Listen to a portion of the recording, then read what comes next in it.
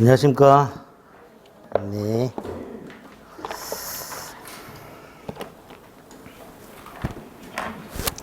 사기강박할 차례입니다.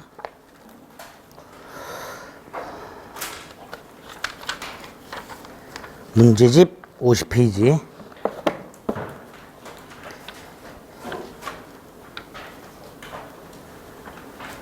요약집 20페이지. 20페이지 밑에 이제 목차만 있고 21페이지부터. 자, 민법 총칙 보고 있습니다. 법률 행위의 유효 요건.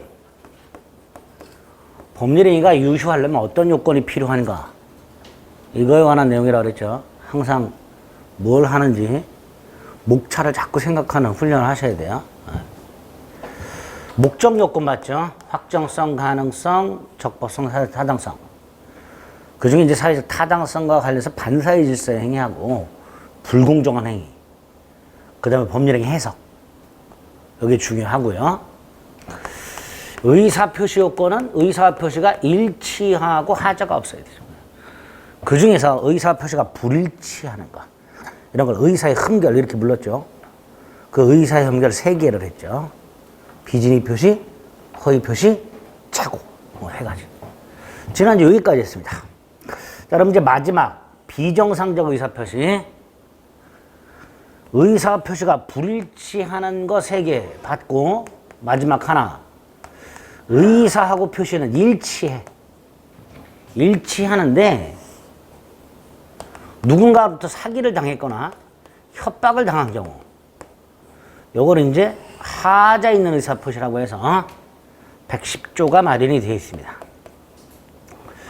조문을 먼저 꼭 확인하시고 그 중에 110조 2항은 암기하셔야 되며 제 몇 조 몇 항까지 암기가 돼야 되죠.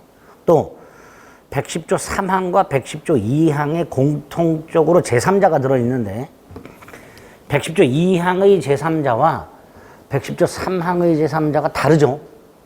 그죠? 110조 2항의 제3자는 사기치는 제3자고요. 3항의 제3자는 보호되는 제3자입니다. 구별을 일단 하셔야 됩니다. 그래서 21페이지에 보면 맨 위에 110조 1항, 2항, 3항인데 특히 2항. 상대방 있는 의사표시에서 상대방이 아닌 제3자가 사기나 강박을 했을 때 상대방이 그 사실을 알았거나를 악의 이렇게 하면 되죠. 알 수 있었을 경우 이걸 과실 이렇게 부르죠. 상대방이 악의 또는 과실이 있을 때 하나요. 취소할 수 있도록 되어놨습니다. 그럼 뒤집어서 상대방이 선의 무과실이라면 취소할 수 없다. 이렇게 되겠죠. 그리고 이제 3항에서 전 2항의 취소는 선의 제3자에게 대응하지 못한다. 이렇게 되죠. 자, 그러면 이 조문을 확인하고 사기강박에 의한 의사표시가 뭐냐? 의사표시는 일단 일치하되 사기를 당하여 착각에 빠지거나 강박을 당해서 공포심이 생기거나 이렇게 사기 또는 기망이라고 하죠. 속이는 거죠, 사람을. 그런 기망이나 강박에 의해서 착오나 공포심이 생기고 그 착오나 공포심에 의해서 의사를 표시하는 이런 걸 사기강박에 의한 의사표시라고 하는데 사기강박에 의한 의사표시 꼭 기억할 거. 의사표시는 반드시 일치해야 된다 그랬죠. 판례 하나 꼭 기억해야 되죠. 거기 갑이 병으로부터 기망을 당하여 기망 속아서 신원 보증 서류에 서명 날이 난다는 착각에 빠져 연대 보증 서류에 서명 날인한 경우, 즉 의사 생각은 신원 보증인데 표시는 연대 보증에 의사를 표시한 경우, 이런 경우에 이런 거를 지난주에 뭐라 그랬죠? 기망에 의한 표시상 착오라 그랬죠. 이렇게 기망에 의한 표시상의 착오가 있을 때는 의사하고 표시가 불일치하니까 착오 취소만 가능하고 사기 취소는 불가하다. 이거 꼭 기억하셔야 되죠. 아무리 기망을 당했다 하더라도 의사표시가 불일치하기 때문에 사기 110조 규정을 적용할 수는 없고 109조 착오를 적용해서 취소 여부를 판단해라. 이게 판례죠. 여기서 요 기망에 의한 표시상 착오와 그냥 기망에 의한 착오 이걸 구별하셔야 되죠. 거기 의에도 이렇게 돼 있죠. 사기에 의한 의사표시란 타인의 기망행위로 말미암아 착오에 빠지게 된 결과라고 돼 있죠. 이 착오가 뭐냐? 이 표시상 착오냐? 아닙니다. 여기서 착오는 그 세 번째 줄에 있는 것처럼 동기의 착오를 말하는 거죠. 그러니까 기망에 의한 착오 이렇게 나오면 동기의 착오라는 거죠. 따라서 일단 의사표시는 일치하는 경우 요거는 당연히 사기 취소할 수 있죠. 나가 속았단 말이에요. 상대방으로부터. 그러니까 결국 상대방의 기망에 의하여 유발된 동기의 착오. 유발된 동기의 착오니까 착오가 되겠죠. 그리고 중요 부분에 해당된다면 착오 취소도 가능해집니다.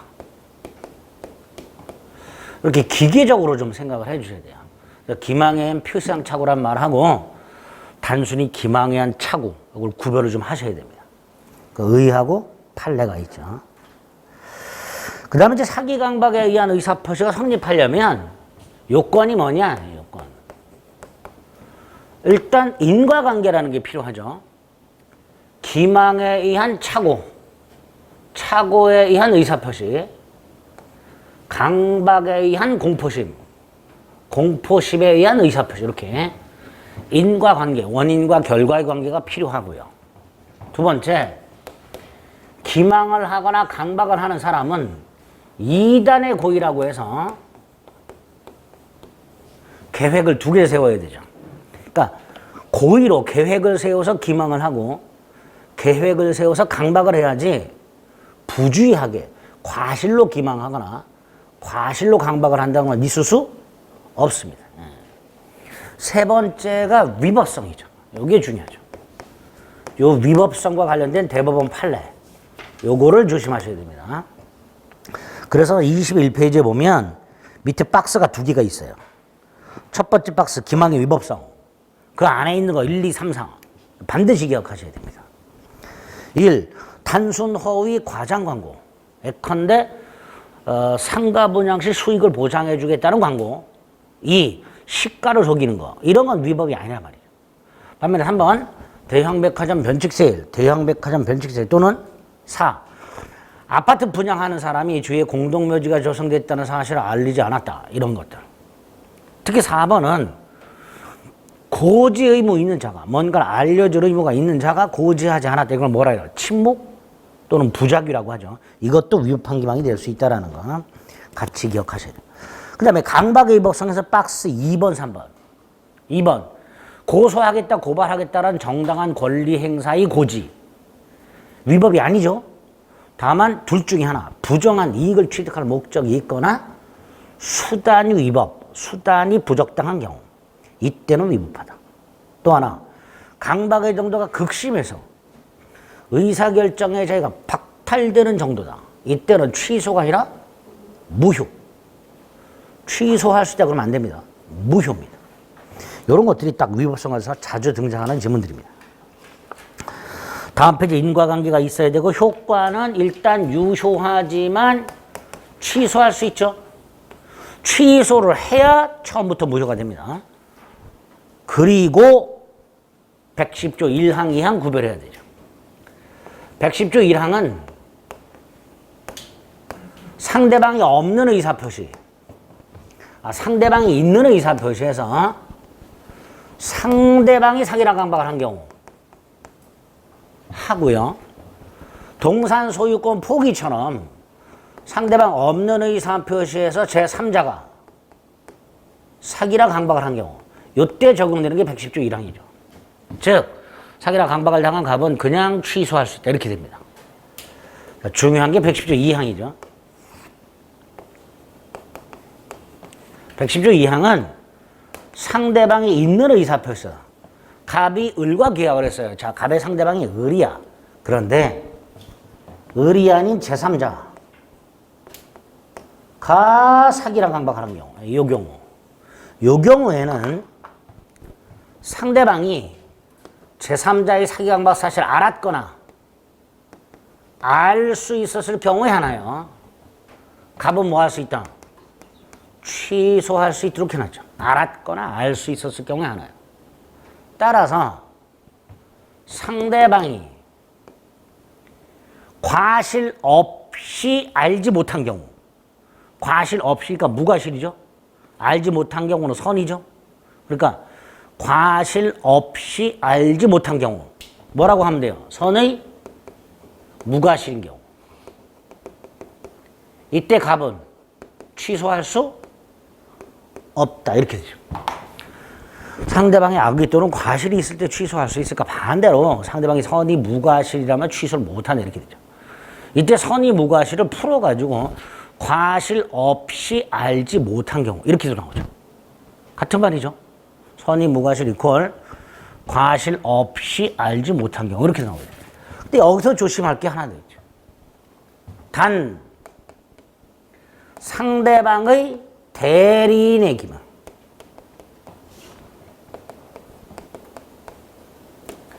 상대방의 대리인의 사기 강박이 있었던 경우, 이때 상대방의 대리인은 상대방과 동일시,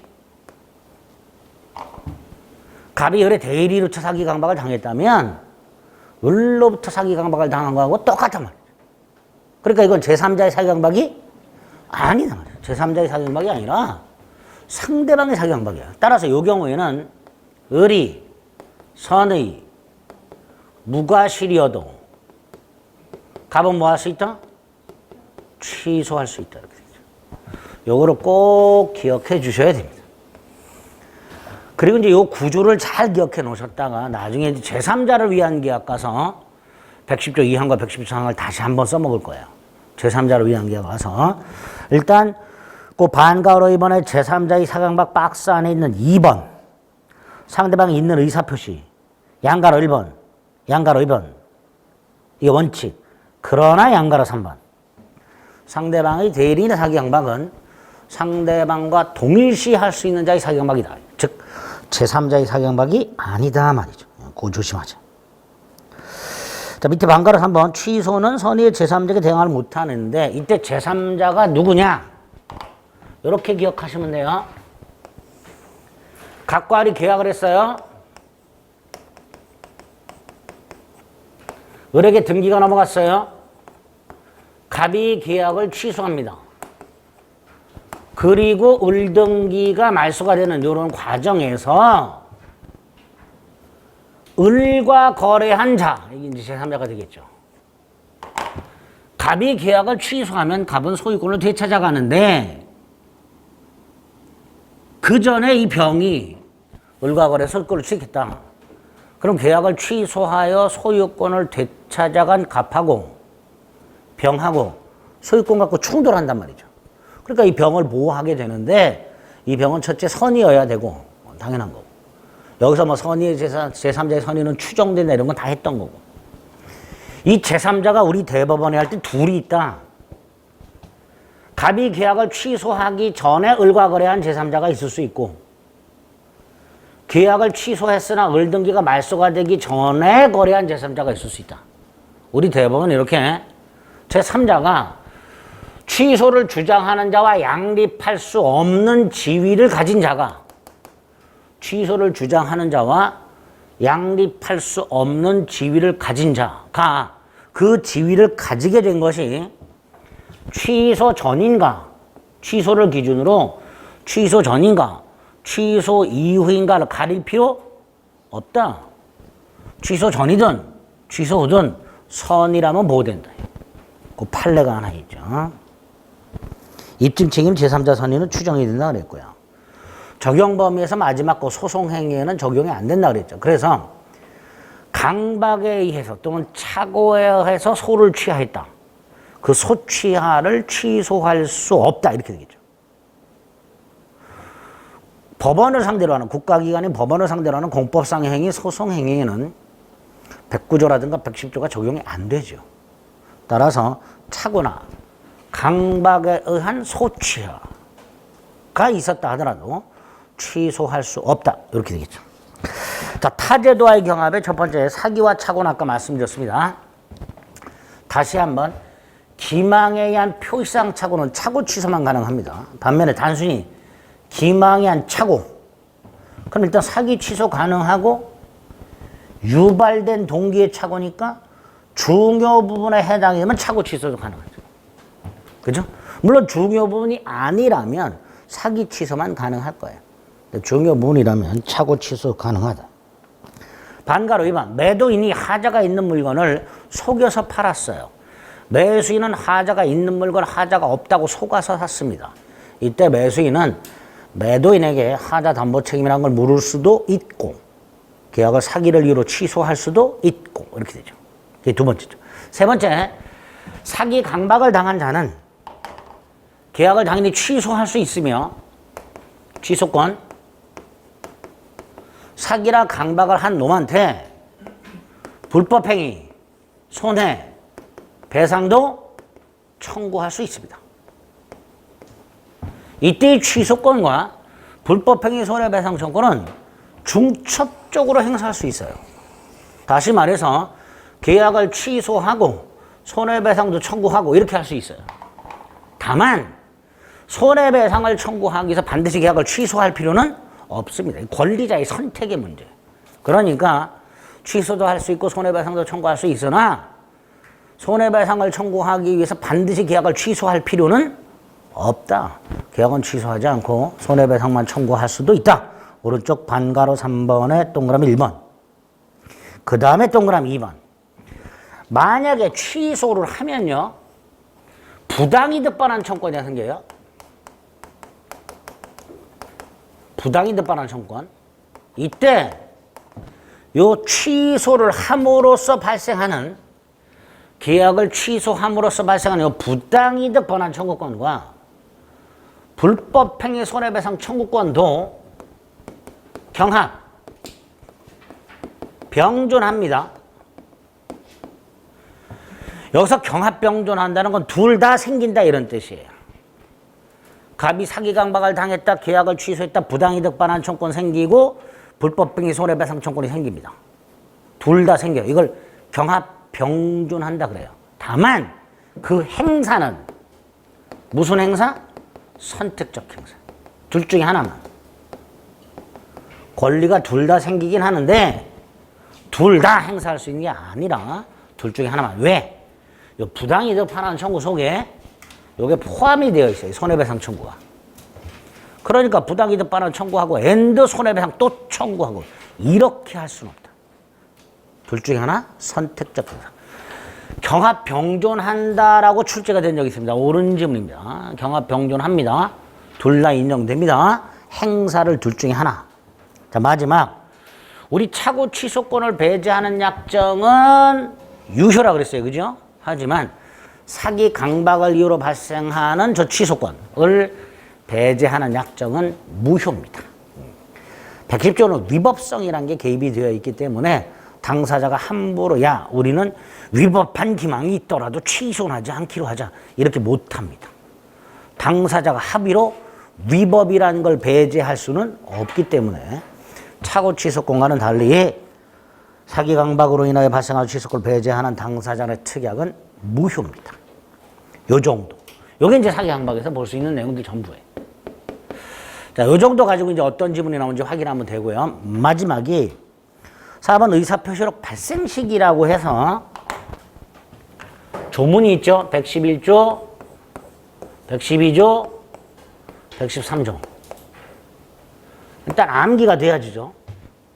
111조 1항은 상대방이 있는 의사표시가 언제 효력이 생기느냐? 상대방한테 도달한 때 효력이 생겨요. 이 도달이 뭐냐? 이제 요거 갖고 이제 몇 가지 지문이 나오죠. 도달한 때 효력이 생긴다. 물론 예외는 있습니다. 발신주의를 취하는 경우 그건 따로 봐야 되고요. 그 다음에 2항 요거 암기해야 되죠. 표의자가 의사를 표시한 사람이 의사표시를 발송한 후에 사망하거나 제한능력자가 되었더라도 성년 후견이 게시가 되거나 한정 후견이 게시가 됐다 하더라도 그 의사표시에는 영향이 없다. 그대로 효력이 생긴다. 이게 111조 2항이죠. 근데 이거하고 구별해야 될 게 112조죠. 요거는 상대방이 이 111조 2항은 의사를 표시한 사람이 의사표시를 발송한 후에 사망하거나 제한능력자가 되는 거고요. 요거는 상대방 의사표시를 수령한 자가 수령한 때 제한능력자인 경우예요. 미성년자 등. 이 제한능력자는 수령 무능력자란 말이죠. 그러니까 표의자는 대항하지 못한다.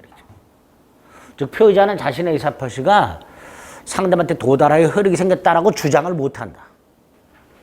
단 상대방의 법정 대리인이 있겠죠. 이 법정 대리인이 도달을 안 후에는 표의자도 도달을 주장할 수 있겠죠. 113조는 공시송달이죠. 과실 없이 상대방 또는 상대방 소재를 알 수 없을 때 공시송달을 통해서 송달할 수 있게 됩니다. 일단 이 조문을 쫙 암기한 다음에 구체적으로 어떤 것들이 지문에 나오는지 확인해 보겠습니다. 23페이지에 보면 가운데 111조가 있죠. 그중에 2항은 반드시 암기가 돼야 되고요.